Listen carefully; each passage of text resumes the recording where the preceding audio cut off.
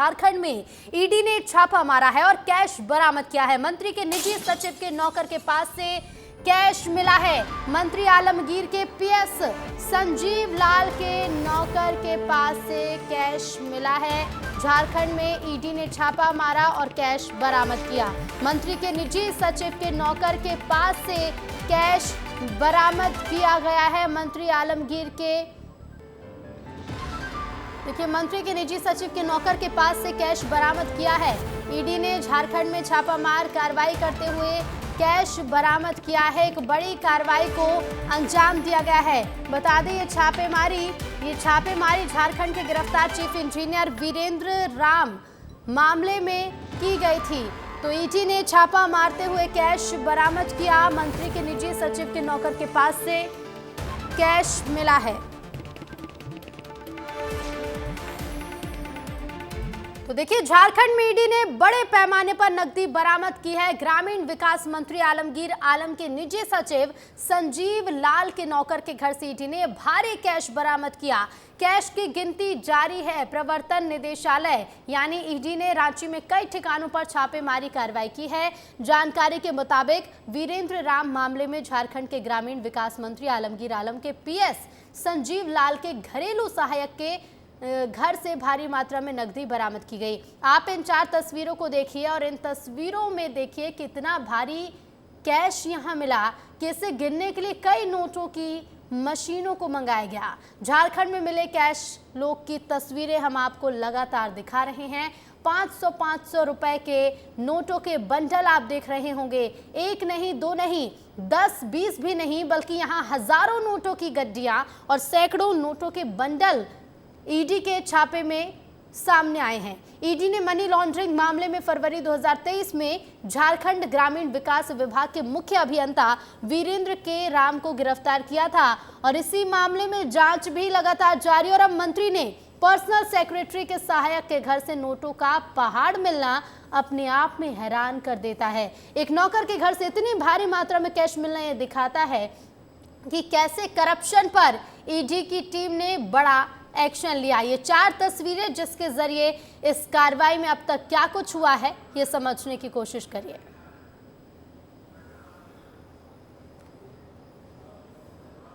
और चलिए आपको ये भी बताते हैं कि आखिर कौन है आलमगीर आलम जिस पर ये शिकंजा ईडी ने कसा है। कौन है आलमगीर आलम ये भी जान लीजिए। तो देखिए, झारखंड की पाकुड़ विधानसभा सीट से विधायक है आलमगीर आलम। झारखंड की पाकुड़ विधानसभा से विधायक हैं आलमगीर आलम। 4 बार विधायक हैं, 4 बार के विधायक हैं, यानी कि इस बार से पहले 3 बार विधायक रह चुके हैं। झारखंड सरकार में दूसरी बार आलमगीर आलम मंत्री बने हैं। 4 बार के विधायक हैं तो वहीं 2 बार के मंत्री भी कह लीजिए, क्योंकि दूसरी बार है जब आलमगीर आलम को मंत्री झारखंड सरकार में बनाया गया। 2006 से लेकर 2009 तक झारखंड विधानसभा के अध्यक्ष भी रहे हैं।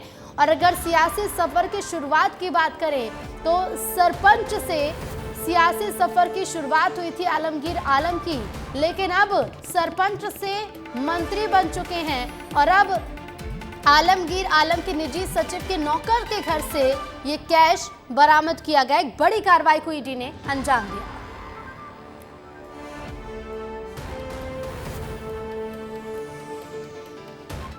जम्मू कश्मीर के पुंछ में शनिवार को आतंकी हमले में शहीद हुए एयरफोर्स के जवान विक्की पहाड़ी का पार्थिव देह सोमवार को विशेष विमान के जरिए नागपुर एयरपोर्ट से छिंदवाड़ा पहुंचेगा, जहां शहीद जवान को उनके गृह ग्राम नोनिया करबल में गार्ड ऑफ ऑनर के साथ श्रद्धांजलि दी जाएगी, जिसके बाद राजकीय सम्मान के साथ शहीद जवान का अंतिम संस्कार किया जाएगा।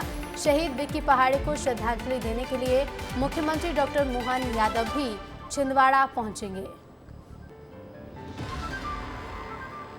तो छिंदवाड़ा के सपूत की शहादत हुई।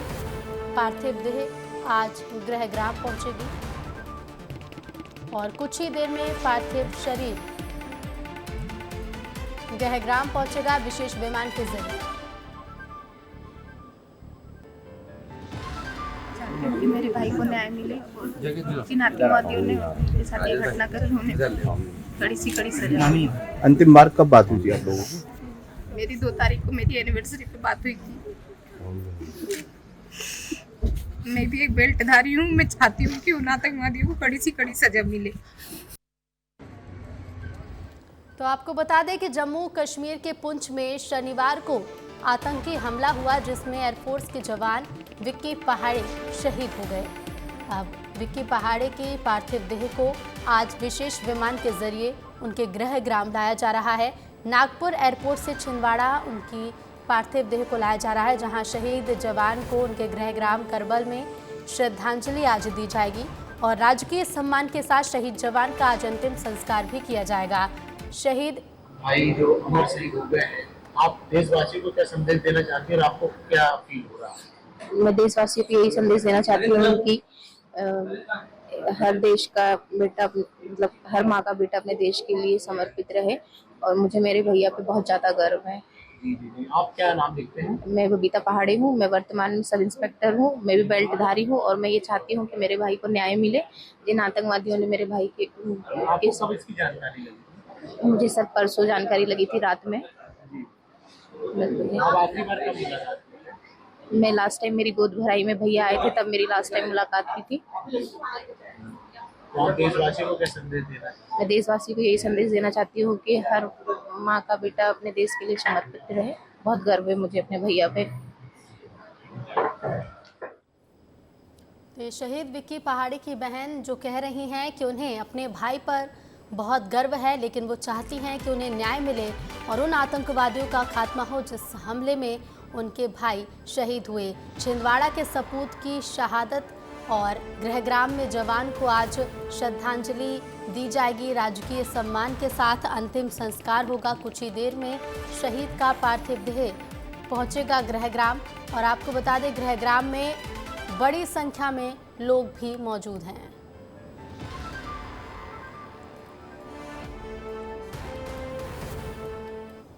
और चलिए कुछ और खबरों का रुख कर लेते हैं। कांग्रेस नेता राहुल गांधी आज झाबुआ और बड़वानी में जनसभा करेंगे। राहुल गांधी यहां पर कांग्रेस के लिए प्रचार कर वोट मांगेंगे। झाबुआ में राहुल गांधी कांग्रेस उम्मीदवार कांतिलाल भूरिया के समर्थन में आम सभा करेंगे, तो बड़वानी में पोरलाल खरते के समर्थन में रैली भी करेंगे। आज मध्य प्रदेश में राहुल गांधी और झाबुआ और बड़वानी में सभा होने वाली है। कांग्रेस के पक्ष में प्रचार करने बड़वानी और झाबुआ पहुंचेंगे आज राहुल गांधी और एक बड़ी सभा को संबोधित करेंगे। तो झाबुआ और बड़वानी में राहुल गांधी की सभा है और कांग्रेस के पक्ष में प्रचार करने आज राहुल गांधी एक बार फिर मध्य प्रदेश पहुंच रहे हैं। लोकसभा चुनाव को लेकर बीजेपी आला कमान ने इंदौर के सभी मंत्रियों और विधायकों की अचानक बैठक बुलाई। वीडियो कॉन्फ्रेंसिंग के जरिए बैठक हुई, जिसमें कैलाश विजयवर्गीय, तुलसी सिलावट समेत सभी विधायक मौजूद रहे। इसके अलावा डिप्टी सीएम जगदीश देवड़ा और पूर्व लोकसभा स्पीकर सुमित्रा महाजन भी मौजूद रहीं।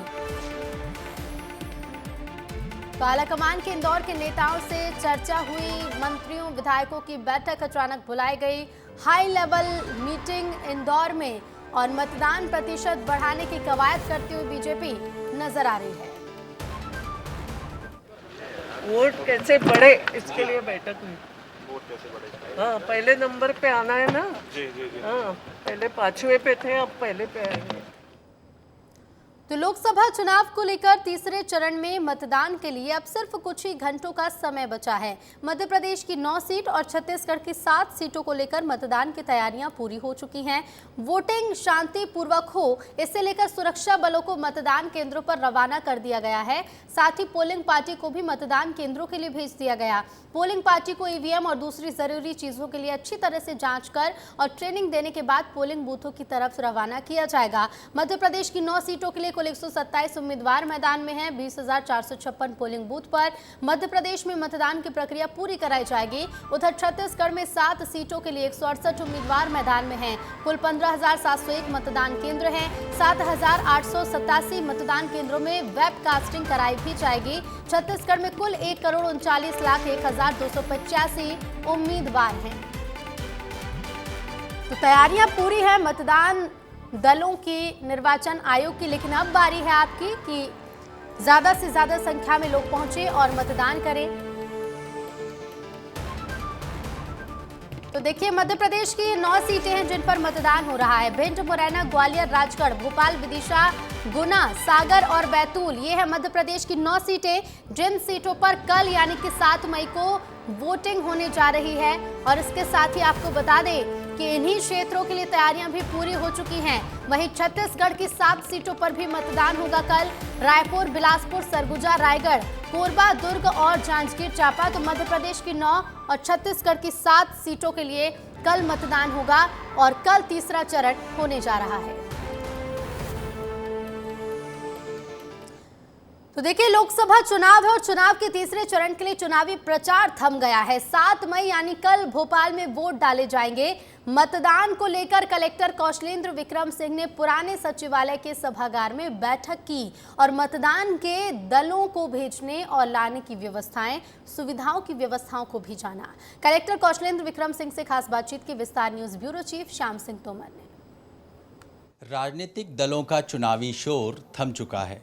इसके साथ ही प्रशासनिक आदर्श आचार संहिता लागू हो चुकी है और कलेक्टर कौशलेंद्र विक्रम सिंह अब व्यवस्थाओं का जायजा अपने हाथ में ले चुके हैं। हम उनसे जानते हैं कि आखिर क्या स्थिति, क्या तैयारियां हैं। सर, क्या तैयारी है? देखिए, अभी आप देख रहे हैं कि जो 48 घंटे की समय सीमा लागू हो गई है और उसकी SOP एक्टिवेट हो गई है और सभी जो बाहर के लोग हैं, जो लोग चुनाव को प्रभावित करने वाले, उनको तत्काल कॉन्स्टिट्यूएंसी छोड़ने के निर्देश जारी कर दिए गए हैं। 144 लागू है। हमारे जो मतदान दल हैं उनको रवानगी की तैयारी, डिस्पैच सेंटर की तैयारी हमारी पूरी हो गई है। हम लोग उनको जो है सुबह बताएंगे उन्हें किस मतदान केंद्र पे जाना है और फिर वो सामग्री लेके जाएंगे। हमारी EVM की कमीशनिंग पूरी हो गई है। चुनाव प्रचार जो केवल डोर टू डोर हो सकता है, अदरवाइज थम गया है। तो हमारी पूरी तैयारियां हैं, छाया पानी की व्यवस्था है। सब लोगों से अपील है कि वो आएँ और चुनाव में भागीदारी करें। सर, संवेदनशील केंद्रों के लिए क्या स्थिति है? हमारे जो 423 के आसपास संवेदनशील मतदान केंद्र हैं, वहाँ पे हमने सारी तैयारियां की हैं। माइक्रो ऑब्जर्वर दिए हैं, पुलिस फोर्स दी हुई है। इसके अलावा 75% जो हमारे मतदान केंद्र हैं उनकी CCTV से निगरानी की जाएगी। इसके अलावा सभी बसें जिसमें मतदान कार्मिक जाएंगे उनमें GPS की व्यवस्था है। सारी तैयारियाँ हैं। सर, इस बार मतदाताओं को बूथ पर पहुंचाने के लिए खूब सारी जो है तैयारी की गई, उनको प्रेरित किया गया, उनके लिए तरह तरह के नवाचार किए गए। इसके भी कुछ परिणाम मिलेंगे, आपको आशा है? आपको जानकारी, हमने लकी ड्रॉ सहित कई योजनाएं चलाई हैं और हमें लगता है इस बार मतदान प्रतिशत बढ़ेगा। तो ये थे जिला निर्वाचन अधिकारी जो बता रहे थे कि आखिर क्या तैयारियां हैं और किस हिसाब से उन्होंने चाक चौबंद व्यवस्था की है। श्याम सिंह तोमर, कैमरा पर्सन नागेंद्र के साथ, विस्तार न्यूज़ के लिए भोपाल से। कल तक कांग्रेस की राष्ट्रीय प्रवक्ता रही राधिका खेड़ा अब कांग्रेस छोड़ चुकी हैं। कांग्रेस नेता सुशील आनंद शुक्ला से हुए विवाद के बाद राधिका खेड़ा ने कांग्रेस से 22 साल पुराना रिश्ता तोड़ दिया। आज राधिका खेड़ा प्रेस कॉन्फ्रेंस कर अपने सियासी भविष्य को लेकर एक बड़ा ऐलान कर सकती हैं। इसके साथ ही कांग्रेस में अपनी लड़ाई को जारी रखते उन्होंने क्या कुछ अनुभव किया और इस विवाद के क्या कारण थे, इसे लेकर भी खेड़ा खुलासा कर सकती हैं।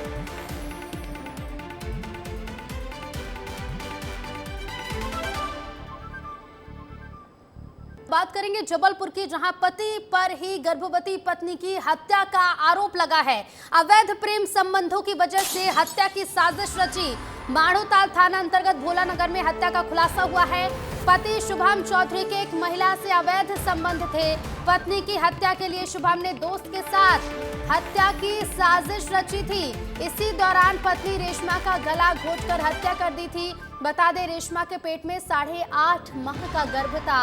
जबलपुर से ये मामला सामने आया था। पति पर ही अब गर्भवती पत्नी की हत्या के आरोप लगे हैं। अवैध प्रेम संबंध की वजह से पति ने हत्या की साजिश रची। माड़ोताल थाना अंतर्गत भोलानगर में हत्या हुई, जिसका खुलासा हो गया है।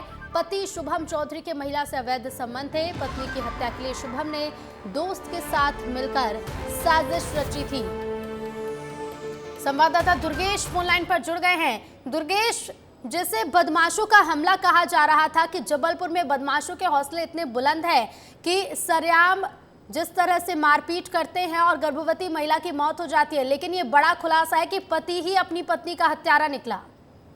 बिल्कुल ऋतु, देखिए कल ही हम बात कर रहे थे कानून व्यवस्था पर, पुलिस के खौफ पर, लेकिन जब अपने ही हत्यारे निकल जाएं तो उसमें कानून और पुलिस क्या कर सकती है। कुछ ऐसा ही हुआ उस गर्भवती महिला के साथ, क्योंकि उसका पति ही हत्यारा निकला, अपने दोस्त के साथ हत्या की साजिश रची थी।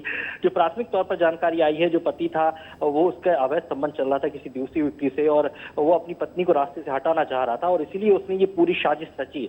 साजिश के तहत उसने अपने दोस्त के साथ प्लान बनाया, वो पिछली सीट पर बैठा, उसको रास्ते में अपनी कार में बिठाना और फिर उसी के पल्लू से जो महिला की गला दबाया और उसकी हत्या कर दी, और उसके बाद खुद के सर पर भी पत्थर से चोट मारी और फिर सीधे थाने पहुंचा, और जहां पर ये पूरी उसने गढ़ी कहानी पुलिस को बताई कि 4 बदमाश आए थे और उसने उनके साथ मारपीट की और उसकी पत्नी की हत्या कर दी। लेकिन पुलिस द्वारा लगातार जब पूछताछ की गई तो पत्नी जो आरोपी था उसके बयान बदलते रहे, और सीसीटीवी फुटेज जब खंगाले तो ऐसी कोई घटना नजर ही नहीं आई कि जहां कुछ झड़प की तस्वीरें आए या फिर किसी को कोई पीछा कर रहा हो। तो उससे कहीं ना कहीं पुलिस का संदेह गहराया, और जब आरोपी से सख्ती से पूछताछ की गई तो उसने अपना जो गुनाह था वो कबूल कर लिया। लेकिन बहुत बड़ा सवाल है कि रिश्ते ही जब रिश्तों का कत्ल कर दें तो फिर सवाल खड़े होते हैं सामाजिक ताने बाने पर, और यही इस मामले में भी निकल कर सामने आया। फिलहाल पुलिस ने हिरासत में ले लिया है, प्रेस कॉन्फ्रेंस कर जल्दी खुलासा भी करेगी। बिल्कुल दुर्गेश, शुक्रिया आपका जानकारी के लिए। और इधर आगे बढ़ेंगे। देश में लोकतंत्र का महापर्व चल रहा है, जनता सरकार को चुन रही है, लेकिन बलरामपुर के कुरडीह में 5 गांव के ग्रामीणों ने बुनियादी सुविधा और अपनी मांगों को लेकर चुनाव के बहिष्कार का ऐलान कर दिया था। लेकिन विस्तार न्यूज ने इस खबर को प्रमुखता से दिखाया, जिसका असर भी हुआ। प्रशासन ने मामले को गंभीरता से लिया, अफसरों को इन गांवों में भेजा और ग्रामीणों से उनकी समस्याएं सुनी गई और भरोसा दिलाया गया कि उनकी तमाम समस्याओं का हल जल्द से जल्द किया जाएगा। इसके बाद 5 गाँव के ग्रामीण वोट के लिए तैयार हुए हैं। रोड की प्रशासन की स्वीकृति मिल चुकी है, बिजली की प्रशासन की स्वीकृति मिल चुकी है, तब इन्होंने लोकतंत्र के प्रति आस्था जताया और मतदान के लिए तैयार हुए हैं। नलकूप भी अभी आदर्श आचार संहिता के बाद लग जाएंगे, और मतदान केंद्र नया नवीन बनाने के लिए जो चुनाव आयोग के नॉर्म्स हैं उसके तहत हम कार्यवाही करेंगे। मतदान केंद्र के लिए जो है इन लोगों ने बताया है कि दूरी अधिक है, उसके लिए जो है संज्ञान में है। अब तत्कालिक तौर पे व्यवस्था नहीं की जा सकती है, हम भविष्य में जो है उसके लिए पत्राचार करेंगे। आदरणीय कलेक्टर महोदय को हम एक पत्र प्रेषित करेंगे, और यहाँ का पारंपरिक जैसे अक्षत होता था, चावल को पीले रंग में रंग के अक्षत में निमंत्रण देते हैं, तो हमारी टोलियाँ गांव-गांव जाके घर घर जाके अक्षत दे रही हैं कि 7 तारीख को सुबह 7 बजे आके सबसे पहले मतदान करें और उसके बाद जलपान करें। पानी हो नल जल लगवाई तो हम प्यार ही वोट दे पा। यह जानकारी तो है मान 6 महीना पहले बोले रहा था, तो यह जगह तो इनके वोट के यानी कि सुविधान हम कर दी थी, ये बोल रहा। शासन के पदाधिकारी पहुंचे और ग्रामीणों की समस्याओं को गंभीरता से लेते हुए और उनकी समस्याओं को समझते हुए उन्होंने बताया कि आपके ग्राम में रोड 2024 फरवरी महीने में स्वीकृत हो चुका है। आप लोग का रोड चुनाव के बाद बने, उनका कुछ दस्तावेज भी साहब लोग दिखाए। और खबर अब गरियाबंद से, जहां फिंगेश्वर शहर के करीब 1 दर्जन हाथी पहुंचने से हड़कंप मच गया। एक हाथी के आने से पूरे इलाके के लोगों में दहशत का माहौल है। वन विभाग ने 20 से ज़्यादा गांवों को हाथी को लेकर अलर्ट जारी किया है। आसपास के ग्रामीणों का कहना है कि दल से अलग हुए हाथी ने अब तक कई लोगों की जान ले ली। बता दें, यह हाथी जो करीब दर्जन भर के हाथियों के दल में से अलग होकर पहुंच गया, और हाथी का आतंक अब देखने को मिल रहा है।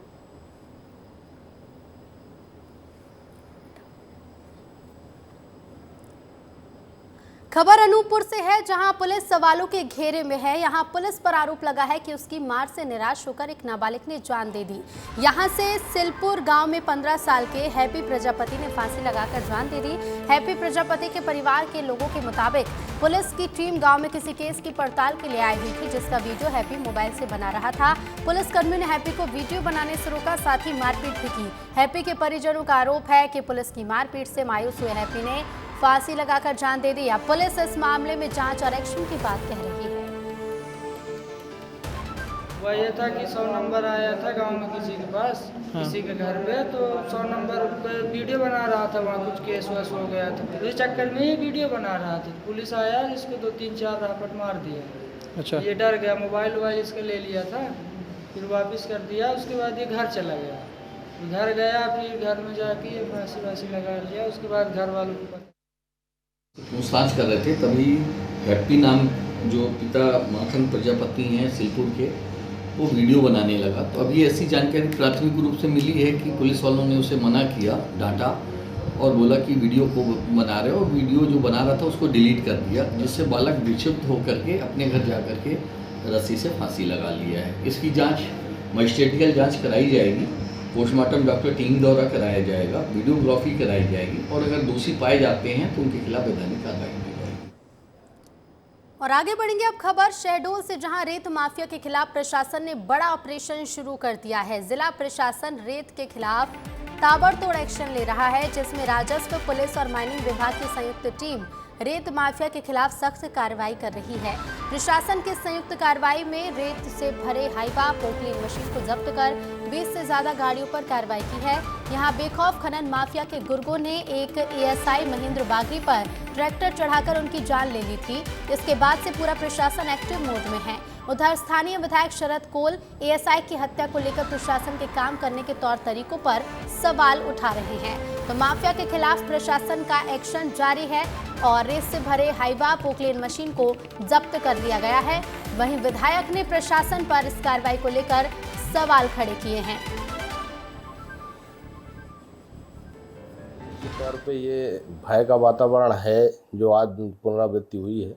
इसमें जो स्थानीय लोग हैं और कुछ स्थानीय लोग, व्यक्ति, कर्मचारी हो सकते हैं, इसमें जो इन्वॉल्वमेंट रहे हैं, निश्चित तौर पे उनके विरुद्ध कार्रवाई सुनिश्चित की गई है। और इसमें प्रशासन से भी मैंने अवगत कराया है कि इसको जल्द से जल्द जो है इस मामले को सॉर्ट आउट करें और इसमें जो है इसकी पुनरावृत्ति न हो, इस पर आप चिंता करें। ये कलेक्टर सर के निर्देश पर पौड़ी कला खदान पे हम लोग कार्रवाई कर रहे थे, तो यहाँ कुछ पोकलेन मशीनें और डंपर जब्त किए हैं और कार्रवाई अभी चल रही है।